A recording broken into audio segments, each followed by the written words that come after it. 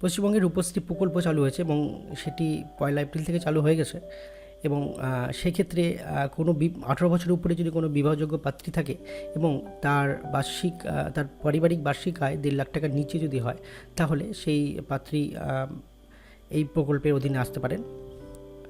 বলা হয়েছে বিয়ে ঠিক হওয়ার পর পাত্রীকে ফর্মটি পূরণ করতে হবে এবং সেই ফর্ম যাচাই করে বিয়ের 5 দিন আগে তার অ্যাকাউন্টে জমা পড়বে 25,000 টাকা।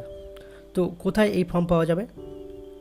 আপনি সরকারি বিভিন্ন দপ্তর থেকে এই ফর্মটি পাবেন। যেমন বিডিও অফিস থেকে আপনি ফর্মটি পাবেন, মহকুমা শাসকের দপ্তর থেকে পাবেন, পুর নিগমের কমিশনারের দপ্তর থেকে পাবেন। এখান থেকে আপনি ফর্মটি সংগ্রহ করতে পারেন বা আমি ডেসক্রিপশন লিঙ্কে আমি ফর্মের পিডিএফ লিঙ্ক দিয়ে দেবো, আপনি ওখান থেকে ডাউনলোড করে নিতে পারেন। এই রূপশ্রী প্রকল্প ফর্মের সঙ্গে জমা দিতে বেশ কিছু নথি আপনাকে দিতে হবে। সেটা হলো জন্মের প্রমাণপত্র বা বার্থ সার্টিফিকেট প্রত্যায়িত নকল। আপনাকে পাত্রের বিস্তারিত তথ্য জমা দিতে হবে, আধার কার্ড, ভোটার কার্ড, আর পাত্রকে 21 বছর হতে হবে। বিয়ে সংক্রান্ত অন্যান্য প্রমাণ, যেমন ধরুন বিয়ের কার্ড বা আরও অন্য কিছু, এবং আবেদনকারী স্বেচ্ছায় বিয়ে করছেন বলে এটাও স্বীকারোক্তি দিতে হবে। সেক্ষেত্রে বলে রাখি, যিনি আবেদন করছেন ওনার ব্যাংকের অ্যাকাউন্ট নাম্বার সেখানে দিতে হবে এবং সাথে করে ব্যাংকের আইএফএসসি কোড সেখানে ইনপুট করতে হবে বা দিতে হবে। টাকাটা কিভাবে পাওয়া যাবে? আপনি যে সব নথি জমা করলেন সেগুলো সরকারি দপ্তর থেকে চেক করে দেখা হবে যে সেগুলো নির্ভুল আছে কিনা, এবং যদি নির্ভুল হয় তাহলে আপনার বিয়ের যেদিন ডেট ঠিক হয়েছে তার 5 দিন আগে আপনার ব্যাংক অ্যাকাউন্টে সেই টাকাটি চলে আসবে। তো চলুন দেখে নিই কী করে ফর্মটি ফিল আপ করবেন। এখানে ফর্মটি দেখতে পাচ্ছেন এবং এখানে পরিষ্কার বলা আছে যে ফর্মটিকে আপনাকে ইংরেজিতে পূরণ করতে হবে। উপরে দেওয়া আছে ফর অফিস ইউজ অনলি, এখানে আপনাকে কিছু পূরণ করতে হবে না। আর এখানে নেম দেওয়া আছে, এখানে বলছে যে আপনার ব্যাংক অ্যাকাউন্টে যে নামটি আছে ঠিক সেই নামটি এখানে আপনাকে দিতে হবে, তাছাড়া আপনার অ্যাকাউন্টে টাকা ঢুকবে না। ঠিক আপনার ডেট অফ বার্থ, আপনি ডেট অফ বার্থ প্রুফ হিসেবে যেটা দিয়েছিলেন সেখানে যে ডেট অফ বার্থ আছে ঠিক এখানে সেই ডেট অফ বার্থটা দিতে হবে। এখানে আপনার বিবাহের দিন যেদিন স্থির করা হয়েছে ঠিক সেই ডেটটি এখানে পূরণ করতে হবে। এখানে আপনার মায়ের নামটা দিতে হবে, এখানে আপনার বাবার নামটা দিতে হবে। এখানে দেওয়া আছে কারেন্ট অ্যাড্রেস, পার্মানেন্ট অ্যাড্রেস। ধরুন আপনার বাবার কাজের সূত্রে আপনি বাইরে থাকেন, সেক্ষেত্রে আপনার বর্তমানে যে ঠিকানাটা সেটা এখানে দিতে হবে। আর পার্মানেন্ট অ্যাড্রেস যেটা আপনার স্থায়ী ঠিকানা সেটা আপনি এখানে পূরণ করে দেবেন।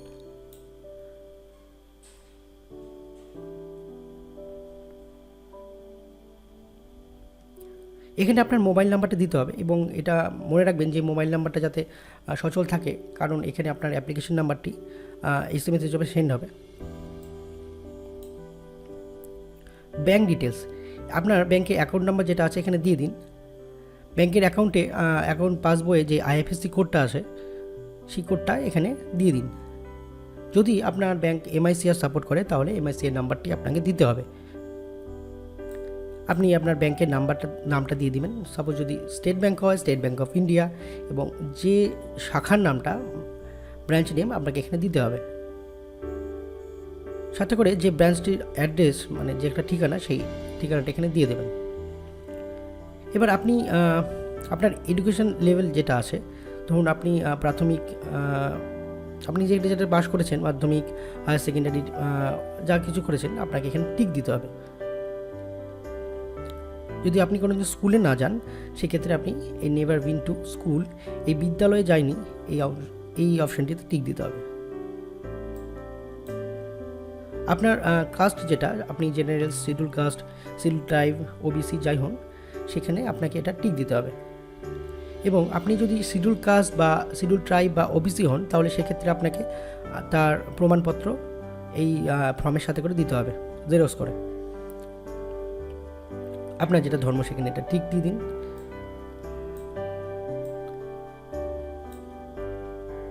এবার এখানে বলছে যে গ্রুমস ডিটেলস, মানে পাত্রের বিবরণ, পাত্রের যেটা নাম এবং তার জন্ম তারিখ, তার মায়ের নাম, বাবার নাম সেখানে দিতে হবে। এবং আপনি যেভাবে কারেন্ট অ্যাড্রেস, পার্মানেন্ট অ্যাড্রেস পূরণ করেছিলেন ঠিক পাত্রের ক্ষেত্রেও সেটা পূরণ করতে হবে। আর একটা কথা বলে রাখি, উপরে একটা দেখতে পাচ্ছেন এখানে কালার পাসপোর্ট সাইজ ফটো, আপনার একটা ছবি এখানে দিতে হবে, সাথে করে পাত্রের একটা ছবি এখানে দিতে হবে এবং সেটি রঙিন হওয়া চাই। দেখুন এখানে ডিক্লারেশন পার্টে বলা হয়েছে আমি অবিবাহিতা এবং প্রস্তাবিত বিবাহটি আমার প্রথম বিবাহ, এবং আপনার যে ফ্যামিলি ইনকাম আছে সেটা 1.5 লাখের নিচে, এবং আপনাকে অবশ্যই রেসিডেন্ট অফ ওয়েস্ট বেঙ্গল, আপনি ওয়েস্ট বেঙ্গলের অধিবাসী এটা হতে হবে। I am above 18 years old, আমার বয়স 18 বছরের ঊর্ধ্বে। আপনি যেটা দিতে চান, birth certificate, voter ID card, Aadhaar card, PAN card, ঠিক তার যে কোনো একটি নাম্বার এখানে আপনি পুট করতে পারেন। সাপোজ আপনি ভোটার আইডি কার্ড দিলেন, তাহলে ভোটার আইডি কার্ডের নাম্বারটা এখানে পুট করবেন। আধার কার্ড দিলেন, আধার কার্ডের নাম্বারটা এখানে পুট করবেন। আপনি যা দেবেন তার একটা নথি এখানে জমা করতে হবে। সেখানে বলা হয়েছে যে কোনো একটি নথি জমা দিন। আপনি ভোটার আইডি কার্ডে যে ক্লিক, এখানে রাইট টিক চিহ্ন দিন, তারপরে ভোটার আইডি কার্ডের নাম্বারটা এখানে পূরণ করুন। এখানে বলা হয়েছে আমার নিজের নামে একটি সচল ব্যাঙ্ক অ্যাকাউন্ট আছে। আপনার যদি আপনার অ্যাকাউন্টটি সচল না থাকে, অবশ্যই সচল করে নিন তাকে। এখানে বলা হয়েছে প্রস্তাবিত বিবাহের প্রমাণ, যে কোনো একটি নথি জমা দিন। এখানে 3টে অপশান আছে, যেমন বিবাহের নিমন্ত্রণের কার্ড, বিবাহের নথিভুক্তকরণের নোটিশ বা স্বঘোষণা। তো এখানে আপনি যদি চান বিবাহের নিমন্ত্রণের কার্ডটা দেবেন বা ইনভিটেশন কার্ড যেটা দেবে, বিয়ের কার্ড যেটা হয়, সেখানে আপনি টিক দিয়ে দেবেন এবং তার একটা কপি আপনাকে দিতে হবে। তো যে কোনো একটি আপনি এখানে দিতে পারেন, যেমন বার্থ সার্টিফিকেট পাত্রের, অবশ্যই এটা পাত্রের, voter ID card, Aadhaar card, PAN card, government recognise school leaving certificate বা মাধ্যমিকের অ্যাডমিট কার্ড।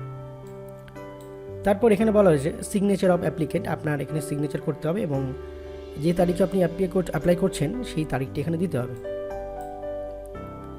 এই ফর্মটিতে আপনাকে কিছু করতে হবে না, কারণ এখানে দেওয়া আছে ফর অফিস ইউজ অনলি।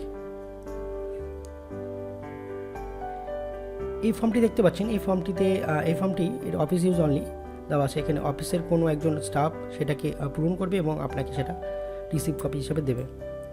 এখানে বলা হচ্ছে আপনি some days after your submit your অ্যাপ্লিকেশনটি সাবমিট করার পর গভর্নমেন্টের অফিসার আপনার লোকালিটি দিয়ে গিয়ে আপনার সম্বন্ধে খোঁজ খবর নিতে পারে।